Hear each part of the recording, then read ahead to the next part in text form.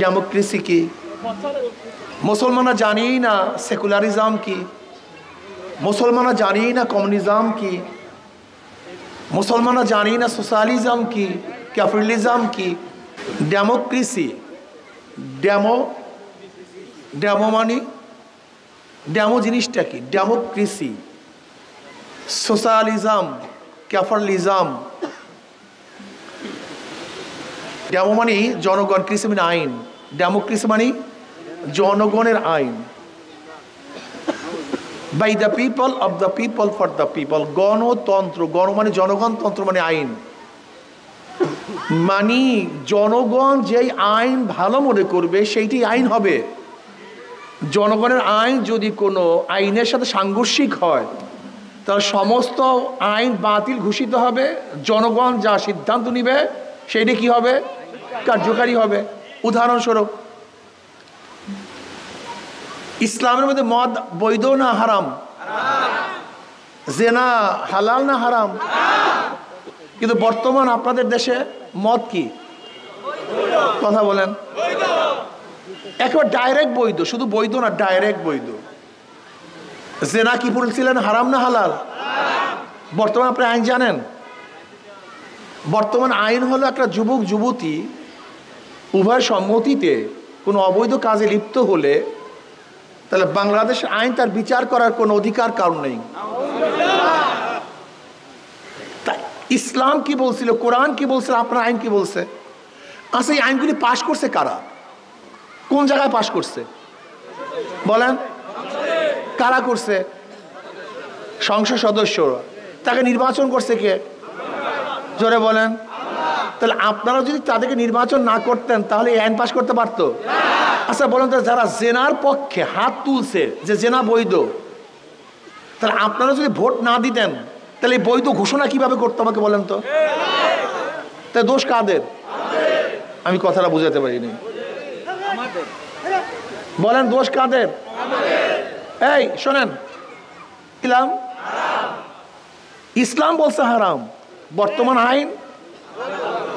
আচ্ছা বলেন তো, এই বৈধ ঘোষণা কে করছে? সংসদ। সংসদের সদস্য বানাইছে কে? তাহলে দোষটা কার? এখন বলেন তো, বাংলাদেশের সংসদে যত মদের আইন পাশ হওয়ার কারণে যত মানুষ মদ পান করছে, গুনাহ কে নিবে? কথাটা বুঝাতে পারি। আপনাদের সিল দিছেন, আপনাদের দল করছেন, আপনি ভাবছেন অমুক ভাই দল করছে, অমুক ভাই দাঁড়াইছে, 100 টাকা দিছে, 500 টাকা দিছে, ভোট দেই না। কিন্তু আপনার ভোট দিয়ে যে কি করছে আপনি নিজেই তো জানেন না। এখন বলেন তো, আমি একজন মুসলমান হিসাবে যারা মদের আইন পাশ করছে, জেনার আইন পাশ করছে, সুদের আইন পাশ করছে, ধর্ষণের আইন পাশ করছে, তাদের পক্ষে কি আমি ভোট দিতে পারি? পারে কে বলেন তো? হ্যাঁ বলেন তো, কে পারে? যারা আল্লাহকে মানে না, যারা কোরআনকে বিশ্বাস করে না, যারা আখিরাতকে বিশ্বাস করে, তারাই পারে। যারা আখিরাতকে বিশ্বাস করে তারা কোনো অবস্থাতেই, যারা জেনার আইন পাশ করে, সুদের আইন পাশ করে, ঘুষের আইন পাশ করে, মদের আইন পাশ করে, তাদেরকে সাপোর্ট করতে পারে না। এটা ধর্মীয় দৃষ্টিকোণ থেকে আমরা যারা ধর্ম পালন করি। এবার আসুন, যারা 53 বছর পর্যন্ত দেশ শাসন করছে তাদের অবস্থাটা কি? চোরমুক্ত দেশ আমাদের দেশকে উপহার দিতে পারছে? দুর্নীতিতে 5 বার চ্যাম্পিয়নশিপ লাভ করছে বিএনপির আমলে। বিএনপির আমলে দুর্নীতিতে কয়বার? 5। আচ্ছা বলেন তো, 91 সনে বিএনপি ক্ষমতায় ছিল না? 96-তে আসতে পারে নাই কেন? আচ্ছা 96 থেকে 2001 পর্যন্ত আওয়ামী লীগ ছিল না? 2001-এ আসতে পারে নাই কেন? আচ্ছা 2001 থেকে 2005 পর্যন্ত বিএনপি ছিল না? তা এত অপদস্থ এবং পরাজিত হলো কেন? কথাটা বুঝতে হবে। 2008 থেকে আজকে 2024 পর্যন্ত আওয়ামী লীগ ছিল না? তা তাদের বিরুদ্ধে আন্দোলন করছেন কেন? কথাটা বুঝতে হবে। আমরা বোকারাম চৌধুরী, বাংলাদেশের মানুষের স্মৃতিশক্তি 40 দিন। 40 দিন আগে যা করছেন সব 40 দিন পরে ভুলে যায়। খাম্বা কেসের কথা মনে আছে? হাওয়া ভবনের কথা মনে আছে? কথা বলে না কেন? এ কোন আমলে?